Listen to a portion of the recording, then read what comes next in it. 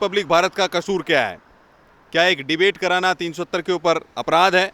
क्या पाकिस्तानियों को आईना दिखाना क्या अपराध है? क्या पाकिस्तान को घुटनों तक टेकना क्या अपराध है? अगर रिपब्लिक भारत ने कोई डिबेट की है और अगर हिंदुस्तान का पक्ष रखा है तो निश्चित रूप से सराहनीय काम किया है। और इस तरह के जो लोग दोहरा चरित्र है, जिनका दोगली राजनीति करते हैं, उनको मैं बता देना चाहता हूं, अगर हिंदुस्तान में रहना है तो हिंदुस्तान में रहो, अगर पाकिस्तान परस्ती करनी है और चीन परस्ती करनी है तो चीन और पाकिस्तान चले जाना चाहिए। पर धारा 370 को जब 2019 में हटाई गई थी 5 अगस्त को, उसके बाद रिपब्लिक टीवी पर 6 सितंबर को एक डिबेट हुई थी, जिसको लेकर आज ब्रिटेन में 18 लाख रुपए का जुर्माना लगाया गया रिपब्लिक के ऊपर। देखिए, ना तो धारा 370 रही है, ना 35 रहा है, और ना ही कांग्रेस पार्टी भी उस तरह से रही है, छिन्न विछिन्न होती जा रही है। और धारा 370 को लेकर के अगर कोई भी चैनल डिबेट करता है और उसके ऊपर जिस तरह से जुर्माना लगाया है यूके में, और इसको कांग्रेस पार्टी जिस तरह से सपोर्ट कर रही है, वो निंदनीय है। अभिव्यक्ति की आज़ादी की हत्या है।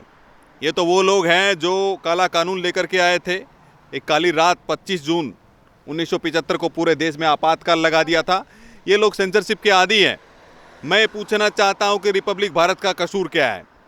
क्या एक डिबेट कराना 370 के ऊपर अपराध है? क्या पाकिस्तानियों को आईना दिखाना क्या अपराध है? क्या पाकिस्तान को घुटनों तक टेकना क्या अपराध है? अगर रिपब्लिक भारत ने कोई डिबेट की है और अगर हिंदुस्तान का पक्ष रखा है तो निश्चित रूप से सराहनीय काम किया है। और इस तरह के जो लोग दोहरा चरित्र है, जिनका दोगली राजनीति करते हैं, उनको मैं बता देना चाहता हूं, अगर हिंदुस्तान में रहना है तो हिंदुस्तान में रहो, अगर पाकिस्तान परस्ती करनी है और चीन परस्ती करनी है तो चीन और पाकिस्तान चले जाना चाहिए। सर, एक ये भी बात है कि जिस तरीके से रिपब्लिक को लेकर षड्यंत्र चलाए जा रहे हैं कि 2018 का केस कभी निकाल लिया जाता है और कभी 2019 की उस डिबेट पे चर्चा हो रही है, तो इसको लेकर आज कपिल सिब्बल ट्वीट करते हैं और ये कहते हैं कि जिस तरीके से रिपब्लिक के द्वारा हेट स्पीच फैलाने की कोशिश जो की जा रही है, आज उसके लिए चेतावनी दे दी गई है। देखिए, हेट स्पीच कौन फैलाता है?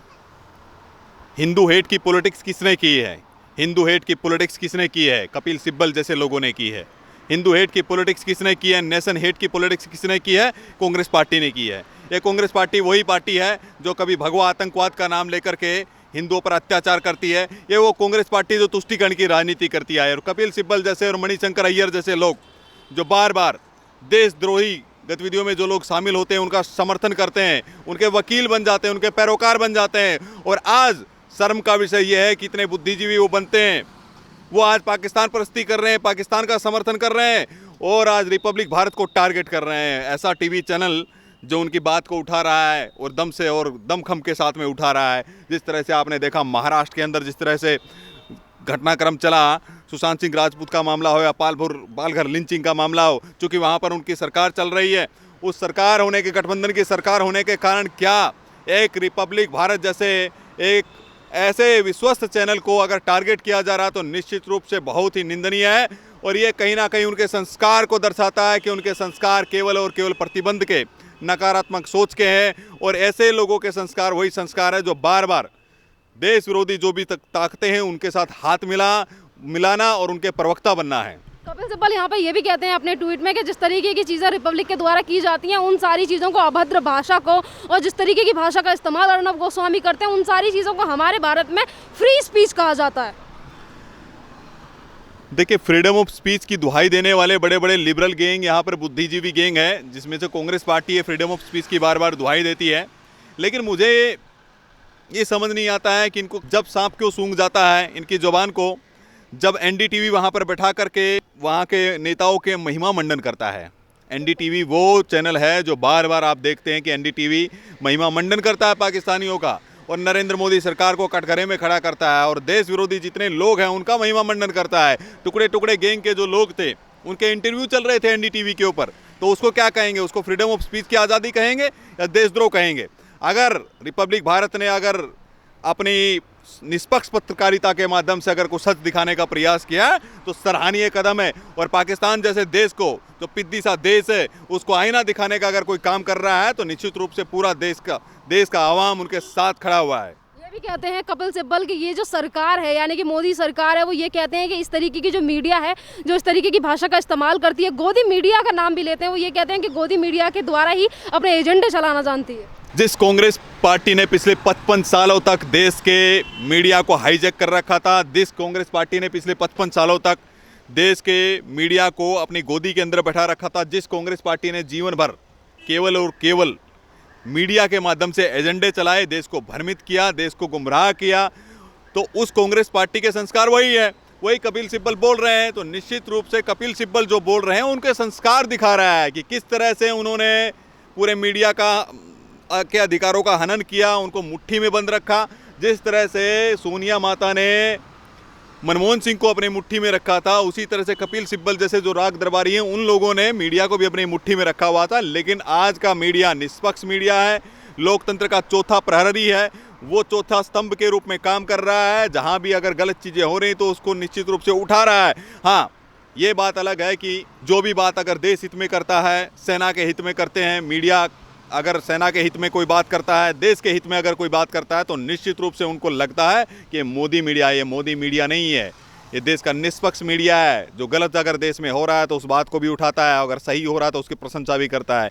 लेकिन वो बात अभी उनको पच नहीं रही है। उनको लगता है कि अगर देश हित में जो भी कुछ हो रहा है, उनको लगता है कि नरेंद्र मोदी जी का महिमा मंडन हो। ये नरेंद्र मोदी जी का महिमा मंडन नहीं हो रहा है, ये केवल और केवल देश का महिमा मंडन हो रहा है। आज देश जिस तरह से विश्व के अंदर हमारा परचम लहरा रहा है, वो केवल और केवल नरेंद्र मोदी जी की वजह से है। सर, पाकिस्तान से जितनी भी चीज़ें भारत में करने की कोशिश की जाती है, चाहे वो PFI हो, ISI हो, जिस तरीके की चीज़ों का अगर खुलासा रिपब्लिक के द्वारा होता है या फिर बड़ी खबरें वहाँ से चल जाती हैं, तो हमेशा कांग्रेस की तरफ से ये क्यों कहा जाता है कि कुछ जो चैनल है वो गोदी मीडिया है? इस तरीके की बातें भी सोशल मीडिया पर देखने को मिलती हैं। देखिए, सोशल मीडिया के ऊपर जिस तरह की चर्चा चलती है, एक एक टीवी चैनल घरानों को, राइट विंगर्स को टारगेट किया जाता है। वो टारगेट का केवल एक ही लक्ष्य होता है कि उनके जो काले चिट्ठे थे, जो उन्होंने जिस तरह से देश का शोषण किया, देश में जितनी गलत चीज़ें चल रही थी, उनको अगर उजागर करने का काम किया है, तो निश्चित रूप से इस निष्पक्ष मीडिया ने किया है। और नरेंद्र मोदी जी के पक्ष में वो नहीं बोल रहे हैं, वो केवल और केवल वो उनके काले कारनामे दिखाने का प्रयास कर रहे हैं जो कांग्रेस पार्टी ने पिछले 55 सालों तक किए हैं।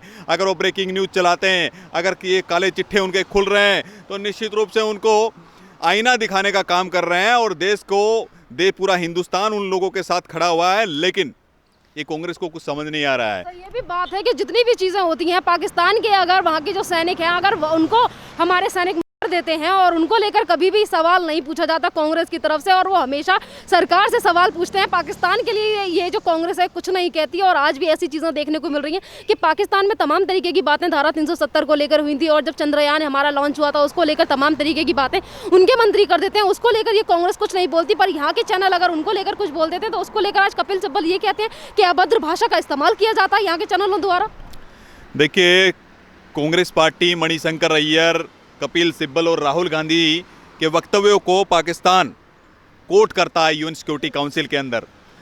370 का हम लोग विरोध करते हैं, हम लोगों ने हटाया, नरेंद्र मोदी जी ने 370 को हटाया, लेकिन ये लोग जाकर के वहाँ पाकिस्तान परस्ती कर रहे थे, पाकिस्तान का समर्थन कर रहे थे। सर्जिकल स्ट्राइक हुई, एयर स्ट्राइक हुई, तो ये लोग सवालात खड़े कर रहे थे, सवाल पूछ रहे थे। और मैं बता देता हूँ, आज करारा जवाब मिला है। जम्मू कश्मीर के अंदर जिस तरह से लोकल बॉडी के पहली बार वहाँ चुनाव हुए, और उसके अंदर भारतीय जनता पार्टी 74 सीटों के साथ सबसे बड़ी पार्टी बन करके आई है। और जिस कश्मीर के अंदर भारतीय जनता पार्टी को बोला जाता था कभी कमल नहीं खिलेगा, उस जम्मू कश्मीर के अंदर, कश्मीर घाटी के अंदर हमारी 3 सीटें आई हैं और हमारा कमल खिला है। तो निश्चित रूप से गुपकार गैंग और कांग्रेस पार्टी को करारा तमाचा लगा है। 370 का जो समर्थन करते थे कि 370 को हम लोग रिस्टोर करने के लिए चीन की मदद लेंगे, फारूक अब्दुल्ला जी बोलते थे, और जिस तरह से PDP की अध्यक्षा बोलती थी हम तिरंगा नहीं उठाएंगे, लेकिन स्पष्ट रूप से जनादेश दिया जनता ने, और जनता ने स्पष्ट कर दिया है हम तिरंगा भी उठाएंगे। हमें बारूद नहीं, बदलाव चाहिए, हमें बुलेट नहीं, विकास चाहिए, हम पत्थर नहीं, हम कलम उठाना चाहते हैं। और पूरे जम्मू कश्मीर का युवा नए भारत के साथ, नरेंद्र मोदी जी के न्यू इंडिया के साथ कदम से कदम मिलाकर चलने के लिए तत्पर है। तो ये भी बात है कि जिस तरीके से ये कांग्रेस है, जो कांग्रेस के जितने भी नेता हैं वो जो पाकिस्तान परस्ती बन के दिखा रहे हैं, और वो हैं भी, यहाँ पे ये भी बातें साफ हो गई हैं कि अभी तक जो कांग्रेस, जैसे कि अभी हमने जम्मू कश्मीर की बात की, तो जम्मू कश्मीर में जो DDC के इलेक्शन हुए, इसको लेकर कांग्रेस की तरफ से ये कहना था कि हम गुपकार गैंग के साथ नहीं जाएंगे, पर जिस तरीके से सीटों का जो विचरण आया उसको लेकर ये कह रहे हैं कि गुपकार गैंग के साथ हैं। देखिए, पाकिस्तान परस्ती करना, चीन परस्ती करना और गुपकार गैंग के साथ जाना और वहाँ पर मौन सहमति देना।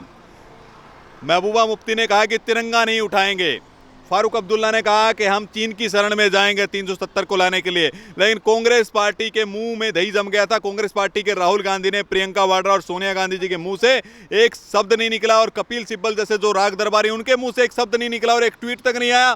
कि इसका मतलब यह है कि अगर पाकिस्तान परस्ती अगर वहां गुपकार गैंग कर रही है, वहां पर चीन परस्ती कर रही है, तो कहीं ना कहीं ये केवल और केवल कांग्रेस पार्टी का मौन समर्थन है। और जिस तरह से आपने देखा संसद के अंदर जिस तरह से इन्होंने अपना पक्ष रखा, क्या पक्ष रखा? उन्होंने पक्ष रखा कि ये 370 मामला द्विपक्षीय मामला है, और इन्होंने तो बार बार समर्थन किया है कि 370 हट जाना चाहिए।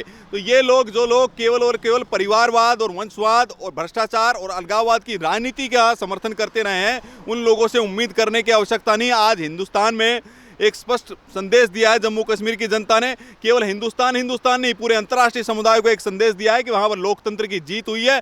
और कांग्रेस पार्टी जो राष्ट्र विरोधी गतिविधियों में हमेशा शामिल रहती है, कांग्रेस पार्टी जो जम्मू कश्मीर में 370 को लाने की बात कर रही थी दोबारा से, उसको भी करारा जवाब मिला है कि 370 रहेगा। 370 का समर्थन करती है जनता वहां, और जनता केवल और केवल विकास चाहती है, आवाम में शांति चाहती है और कुछ नहीं चाहती है। सर, एक लास्ट संदेश उन लोगों के लिए क्या देना चाहोगे जो भारत में रहने के बावजूद भी, भारत में रहते हैं, भारत से कमाते हैं, पर उसके बावजूद भी पाकिस्तान परस्ती करते हैं? अगर चैनल की बात करें रिपब्लिक की, तो रिपब्लिक को जिस तरीके से ब्रिटेन में टारगेट किया जा रहा है और उसका समर्थन जिस तरीके से पाकिस्तान भी कर रहा है और कांग्रेस भी कर रही है, तो इन सारे लोगों के लिए क्या एक संदेश? देखिए, देश का खाते हैं और पाकिस्तान का खाते हैं।